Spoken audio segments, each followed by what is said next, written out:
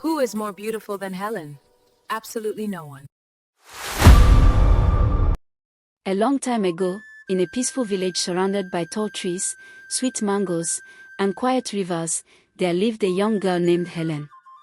She was the daughter of Mr. and Mrs. James. Her parents were simple farmers who loved their daughter very much. Helen was not just beautiful, she was breathtaking. Her skin glowed like ripe palm oil under the sun. Her eyes sparkled like stars. Her lips were red and full. Her waist was slim, and her hair was thick, long, and black like night. People said the gods took their time to mold her. But with that beauty came a heart full of pride. Every morning, while others were walking, Helen would wake up, wash her face, oil her skin, and sit in front of a small mirror her father had bought for her from a trader. She would twist her neck left and right, pout her lips, bat her lashes, and laugh. She would giggle. Who is more beautiful than Helen? No one. Not in this village, not in this world, she would whisper to herself. Helen, you are like a goddess. You deserve to marry a king. Not just any king, but the richest, most powerful, most handsome king ever. Her mother would come into the room and sigh. Helen, please help me peel the plantain. We need to cook before your father returns from the farm. But Helen would hiss, me. Peel plantain. My fingers are too fine to touch dirty things, sorry I can't, I'm too beautiful for such. Her mother would shake her head sadly and walk away. When other girls went to the stream to fetch water, Helen stayed behind to brush her hair. When the women swept the compound, she sat and painted her nails with cutters and crushed hibiscus petals. When the village gathered for community work, Helen stayed indoors and posed in front of her mirror. Even the mirror seemed tired of her face. Her friends loved her, but she didn't return their kindness. One by one, they began to marry. First Tite, then Mary, then Amora, but they didn't marry rich men. They married humble farmers, hunters, and fishermen. Helen laughed at them all. Huh! Mary, look at your husband. His teeth are too dirty. Amora, your man rides a bicycle. Sight, yours doesn't even wear good clothes. What a joke. They tried to ignore her, but sometimes they cried in secret. Still, they were happy in their marriages, and that made Helen even more jealous. Let them enjoy their poor love, she would say. Helen will marry a king, wear gold from head to toe, and ride in luxurious cars. One market day, the village was alive with sounds and colors. Women were selling tomatoes, peppers, and fresh vegetables.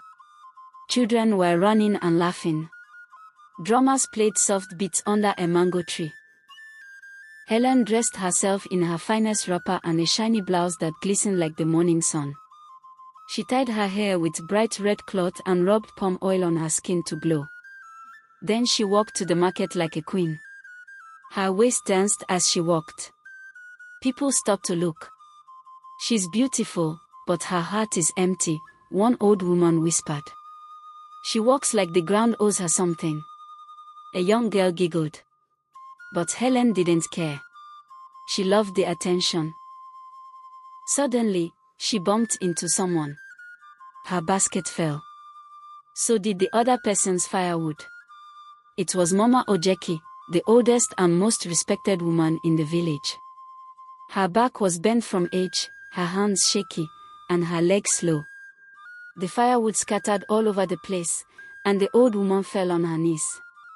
Everyone gasped, "Oh no, that's Mama Ojeki." Helen stood tall, looked down at her, and said with disgust, "Why are you standing in my way like a fowl? You ruined my outfit. Do you even know who I am?" The old woman looked up, her voice calm. "My child, I'm sorry.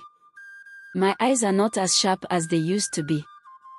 "Then stay in your hut," Helen shouted. "Don't bring your rotten wood near my beautiful clothes again." People began to whisper. "Apologize, Helen. She's an elder.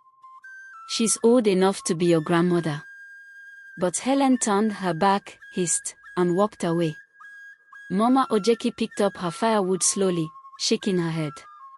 Then she raised her hands to the sky and said in a voice like thunder, "Helen, the mirror you worship will soon turn its back on you. May your beauty melt like candle wax. May your pride become your prison. You shall not see beauty again until you live with the ugliest man on earth. Then and only then shall your heart learn." The market went silent. Even the birds stopped chirping. That night, Helen looked into her mirror and felt a strange heat on her skin. She laughed nervously. What kind of joke is this? But the mirror cracked slightly. Her reflection shimmered. The next morning, Helen screamed so loud, the entire village heard. "What is this? This is not me." Her smooth skin had become rough. Her nose had grown wide. Her once full lips were dry and cracked. Her hair was falling out in patches. Her once beautiful eyes were dull and lifeless. She ran outside crying. Goats scattered. Children screamed and ran. "Mama, Mama, look at me," she wept. "Mama, I'm cursed. Look at what has happened to your beautiful daughter." Her mother wept too. "My daughter, this is the result of pride. You hurt Mama Ojeki. You refused to listen. You mocked others. I'll apologize. I'll say sorry. I'll give her food. I'll sweep her hut." But when they went to Mama Ojeki's house, the old woman was not there. No one knew where she had gone. Helen became a shadow. Her mirror was covered with cloth. She no longer walked proudly. She stayed indoors, hiding. Villagers gossiped. "Did you hear what happened to Helen? Her beauty vanished like smoke. Now she looks like the palm kernel shell." The once proud Helen was now silent, humble, and lonely. And that was when a mysterious traveler arrived in the village. He wore a long robe, his face hidden by a straw hat. He asked for Helen and gave her a message. "Your curse can only be lifted if you marry the oldest, ugliest man alive. A man with rotten teeth, smelly skin, and a heart full of demands. Marry him not with your body, but with your soul. Only then shall you be free." Helen cried for days. Must I marry a monster to become whole again? But deep inside, she knew this was her test. Her journey of pain and transformation had just begun. Helen sat alone in her room, refusing food. Her skin had grown worse. Her beauty, once her pride, had become her sorrow. The villagers stopped whispering.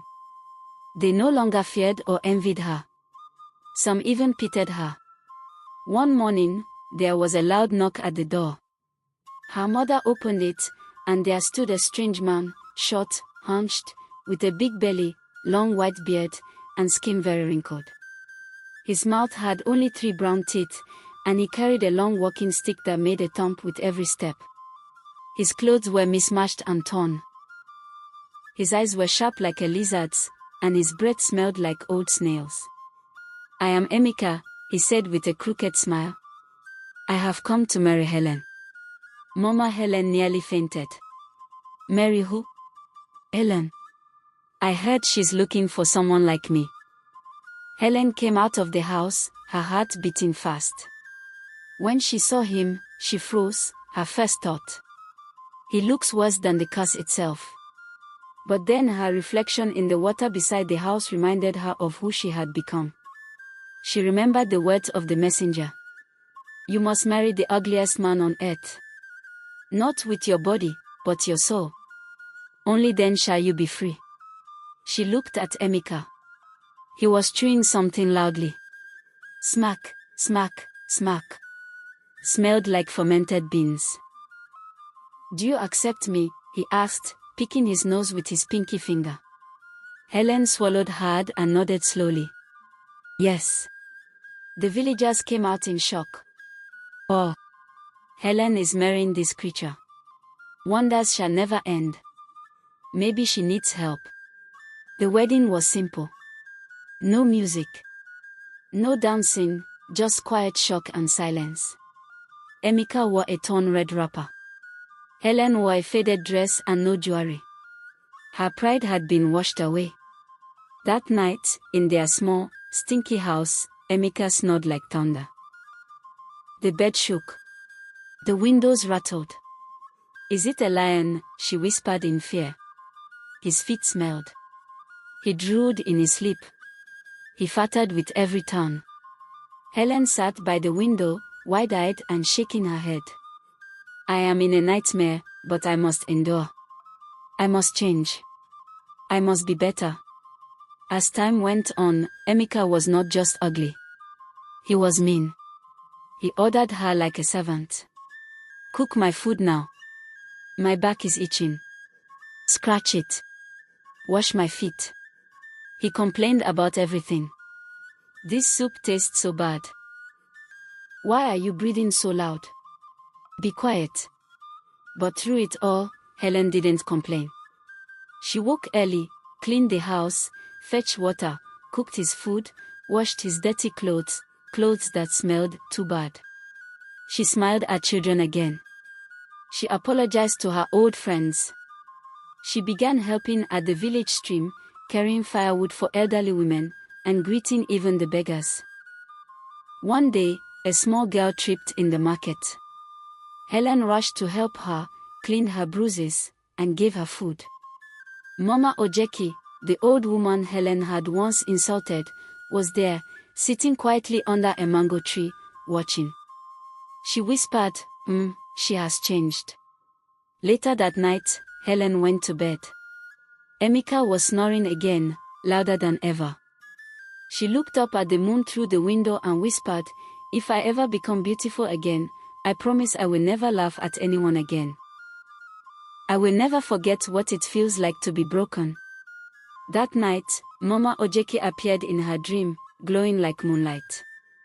"My daughter," the old woman said gently, "your beauty is back.